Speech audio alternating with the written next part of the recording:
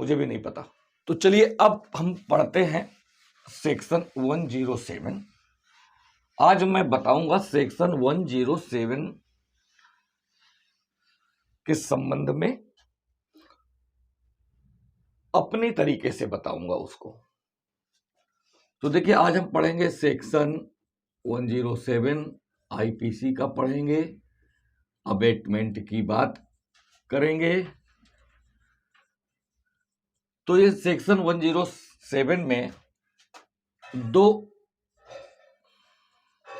Explanation भी दिए गए हैं, एक्सप्लेनेशन 1, एक्सप्लेनेशन 2, ये दो एक्सप्लेनेशन भी दिए गए हैं। तो सेक्शन के साथ में जो दो एक्सप्लेनेशन हैं ये भी महत्वपूर्ण हैं, ये भी आपको जानना चाहिए। अब ये कब आपको काम आएंगे, कैसे काम आएंगे, अभी हम यहाँ देखते हैं।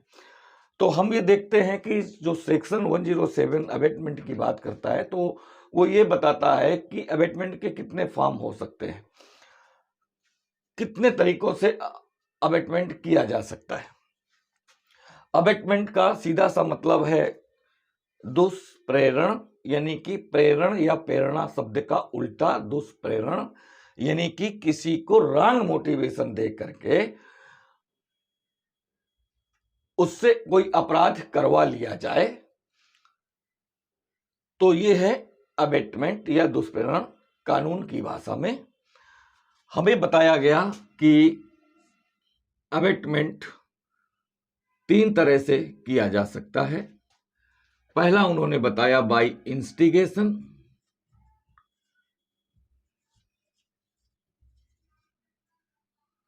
अब इंस्टिगेशन को भी समझना है हमें और काफी डिटेल में समझना है इसको।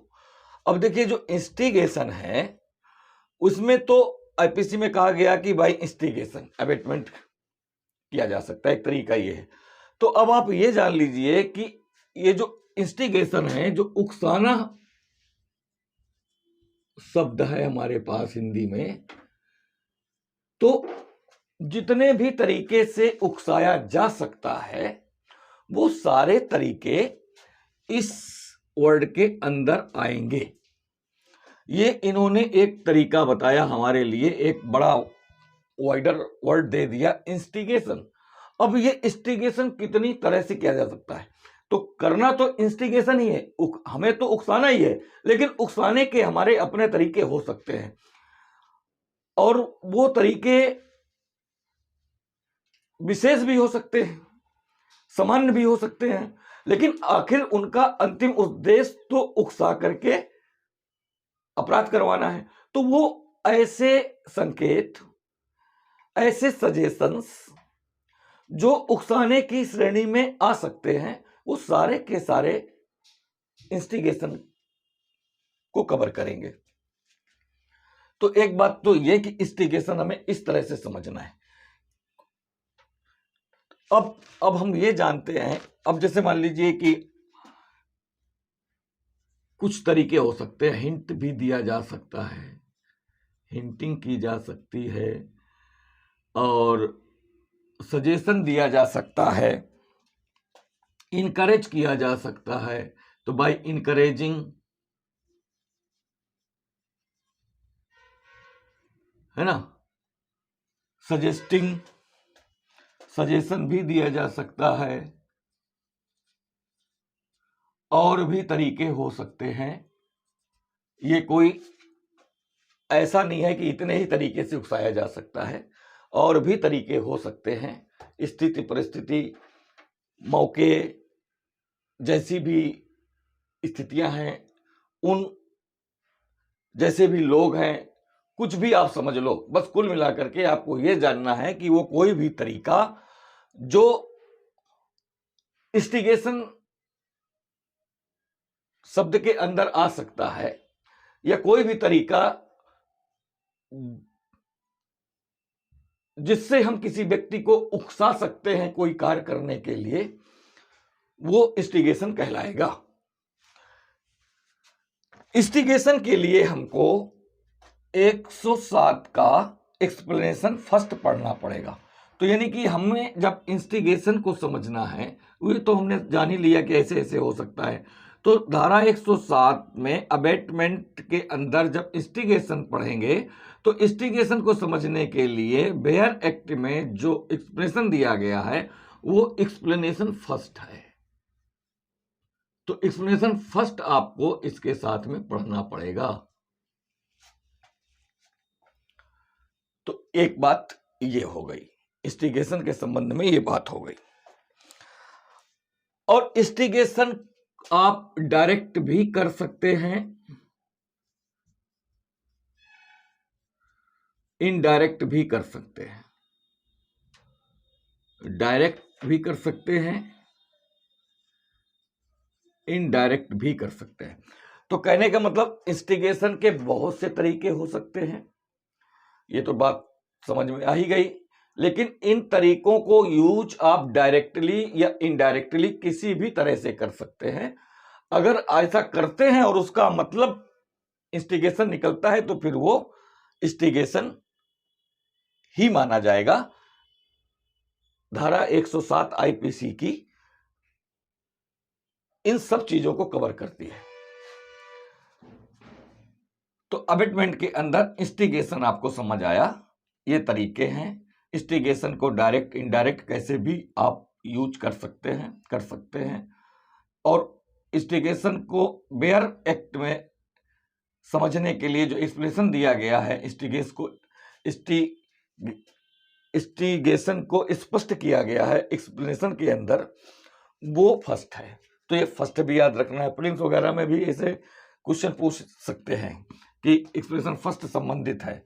धारा 107 में वो अपने हिसाब से बना सकता है। दूसरा तरीका है कॉन्स्पिरेसी, इंगेजिंग इन अ कॉन्स्पिरेसी। तो दूसरा तरीका है conspiracy.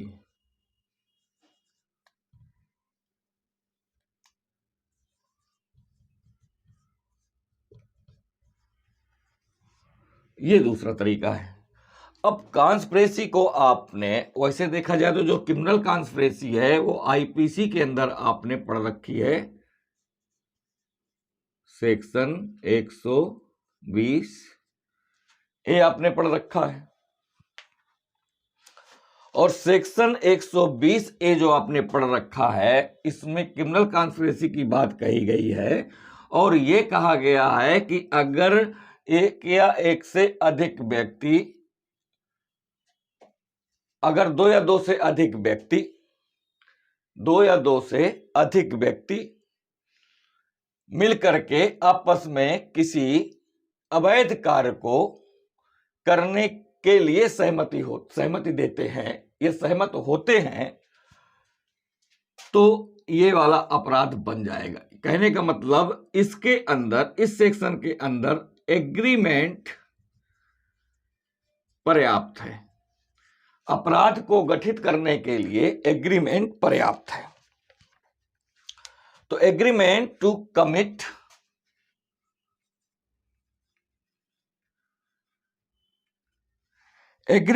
Commit a illegal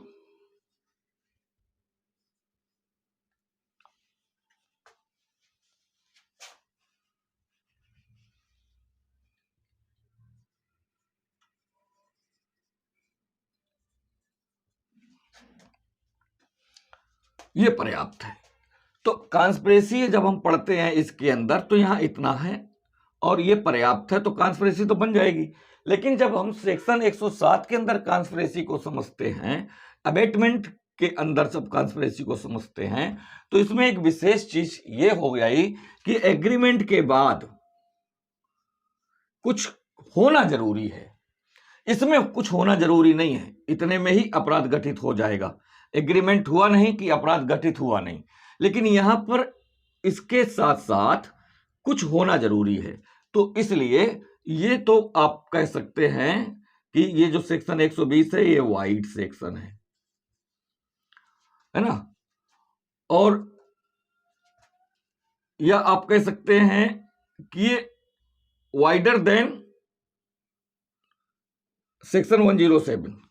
section 120A is wider than section 107, क्योंकि यहां पर कुछ करना जरूरी है। तो एग्रीमेंट के बाद यानी कि उसके आफ्टर कर देते हैं। ये बनने के बाद यहां पर कोई ओमिशन होना चाहिए, इलीगल ओमिशन होना चाहिए।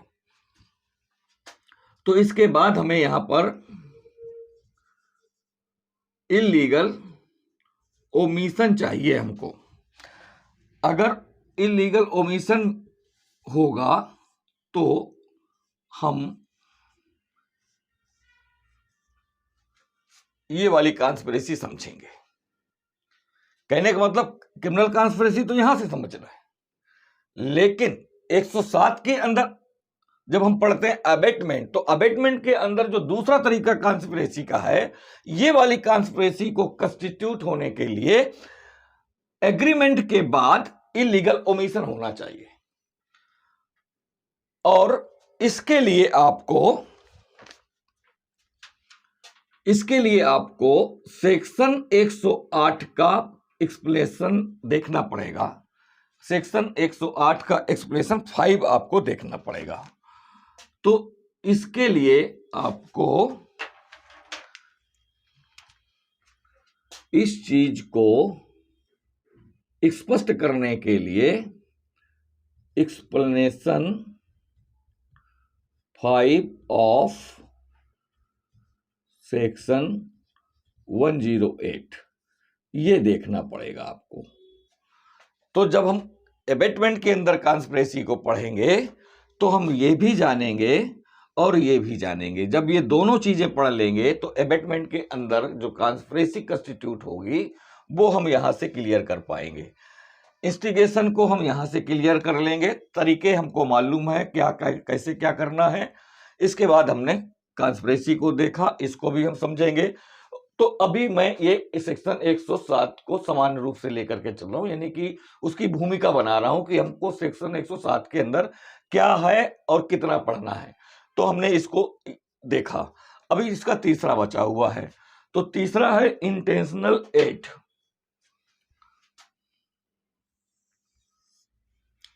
तीसरा है इंटेंशनल एड।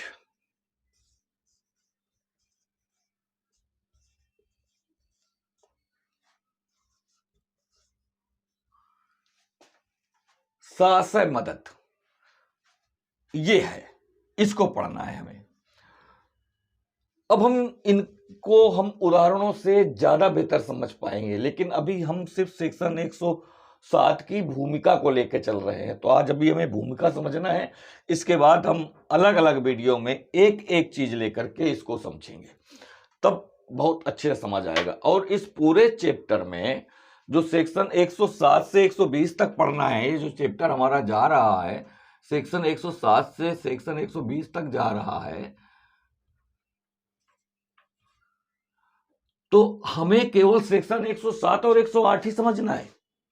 ये थ्योरी है। इसके बाद तो फिर सारी चीजें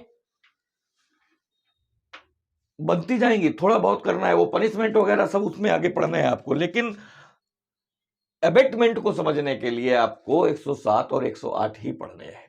एबेटमेंट पढ़ना है, इसके बाद एबेटर पढ़ना है, आपको समझ आ जाएगा। यहां सिर्फ मैं भी भूमिका लेके चल रहा हूं। तो अब तीसरा जो तरीका है एबेटमेंट का, वो इंटेंशनल एड का तरीका है। इंटेंशनल एड का तरीका मतलब आप साहस्य मदद करेंगे। मतलब आप किसी व्यक्ति की मदद इसलिए करेंगे कि आप जो चाहते हैं वो हो जाए, जो भी चाहते हैं आप हो जाए। जैसे अगर मैं बहुत गुस्से में हूं, बहुत गुस्सा है मुझे, किसी से मैं लड़ रहा हूं या किसी पर मुझे बहुत गुस्सा है, और एक व्यक्ति और खड़ा है और जिससे मैं गुस्सा हूं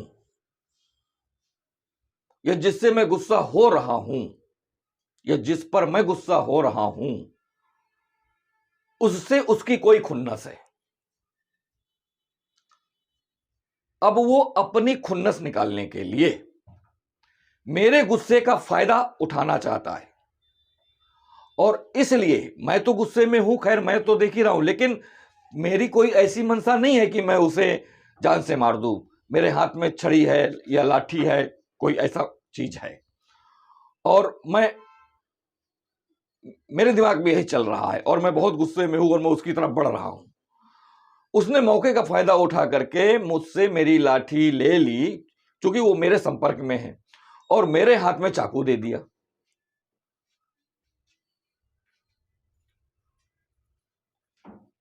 तो इसका मतलब यह हुआ कि उस व्यक्ति ने साहस मेरी मदद कर दी। अपराध करवाने में लाठी से हो सकता था मैं उसे जान से नहीं मारता, लेकिन उस व्यक्ति ने मेरे गुस्से का फायदा उठाया, उसने मुझे चाकू दे दिया, मैंने अब गुस्से में आकर के चाकू चला दी। तो ये इस तरह से हम इंटेंशनल एक्ट को समझ सकते हैं। यह एक उदाहरण मात्र है, अभी हम इसको बहुत अच्छी तरह से समझेंगे और कुछ ऐसे उदाहरण लेंगे जो दैनिक जीवन में भी आपको देखने को मिलते हैं, क्योंकि एक ऐसा सेक्शन है, चलते फिरते भी आप इसको देख सकते हैं, अपने आसपास भी इसको देख सकते हैं। तो ये इंटेंशनल एक्ट है। इंटेंशनल एक्ट को समझने के लिए हमें इसका एक्सप्लेनेशन 2 पढ़ना होगा। इसको समझने के लिए हमें इसी सेक्शन का एक्सप्लेनेशन 2 पढ़ना होगा। तो इंटेंशनल एक्ट को हम एक्सप्लेनेशन 2 से समझने की कोशिश करेंगे, इंस्टिगेशन को हम एक्सप्लेनेशन 1 से समझने की कोशिश करेंगे, कॉन्स्पिरेसी को हम सेक्शन 120A को समझेंगे, उसके आगे जाएंगे और इसके बाद सेक्शन 108 का एक्सप्लेनेशन 5 पढ़ेंगे। इस तरह से हम कॉन्स्पिरेसी को कंप्लीट करेंगे।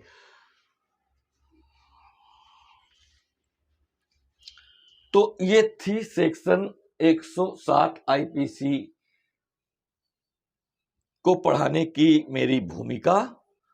अब हम नेक्स्ट वीडियो लेंगे जिसमें हम एक एक करके इनको समझेंगे टुकड़ों में, तो आसानी से समझ आ जाएगा।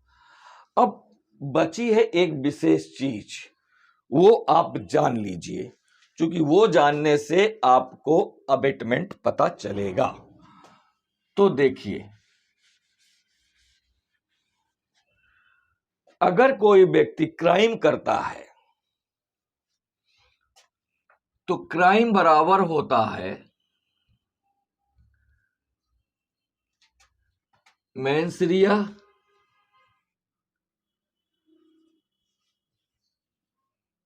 प्लस एक्टसरिया।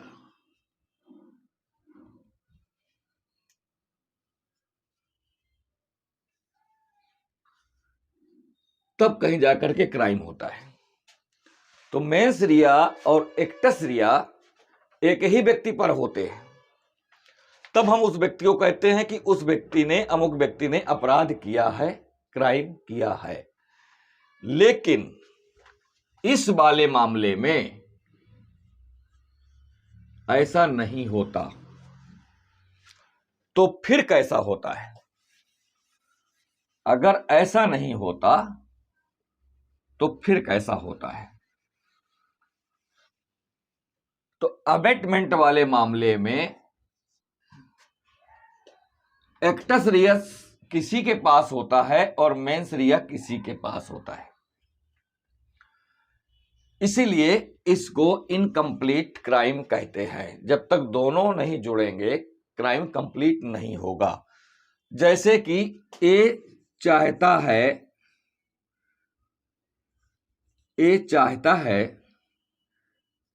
कि सी की हत्या करे, लेकिन ए सीधे ऐसा नहीं करना चाहता है, या यूं कहें कि ए के अंदर इतनी क्षमता नहीं है कि वो सीधे ए को मार दे, ए की हत्या कर दे। तो ए क्या करता है, ए बी को इन 3 तरीकों में से किसी भी तरीके का इस्तेमाल करके बी को मना लेता है कि वो सी की हत्या कर दे। तो ए ने बी को इन 3 तरीकों में से किसी भी तरीके का इस्तेमाल करके मना लेता है और बी सी की हत्या कर देता है। इसकी हत्या भी कर देता है। तो इसका मतलब यह हुआ कि ए ने काम नहीं किया, लेकिन और बी का सी को मारने का कोई आशय नहीं था। बी का सी को मारने का कोई आशय नहीं था और ए ने हत्या सीधे नहीं की। तो इसका मतलब यह हुआ कि ए के पास तो मेंसरिया है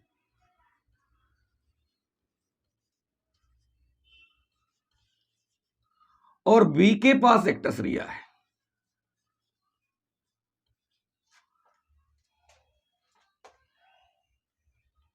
एक्टस रियस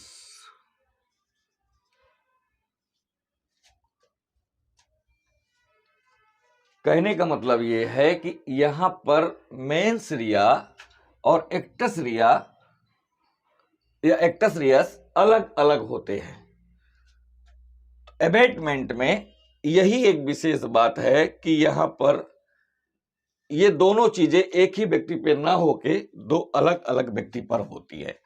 तो यहां अब इसीलिए या जितनी लाइबिलिटी बी की बनेगी हत्या के लिए उतनी ही लाइबिलिटी ए की भी बनेगी। यानी कि अब ये सेम हो गए। हत्या के लिए जो दंड है या जो भी लाइबिलिटी बी की बनेगी वही लाइबिलिटी ए की बनेगी। ए ये नहीं कह सकता कि साहब हमने हत्या नहीं की है, हमने नहीं सी को मारा है, सी को तो बी ने मारा है। तो यहां पर ऐसा नहीं होगा। जो भी लाइबिलिटी इसकी बनेगी वही लाइबिलिटी इसकी बनेगी, क्योंकि जो ये मर्डर है वो यहां कंप्लीट हो रहा है। हो सकता है कि बीसी को जानता ही ना हो, वो तो ए ने ही उसे पहचानाया हो। तो वास्तव में ए ही सी को मारना चाहता था,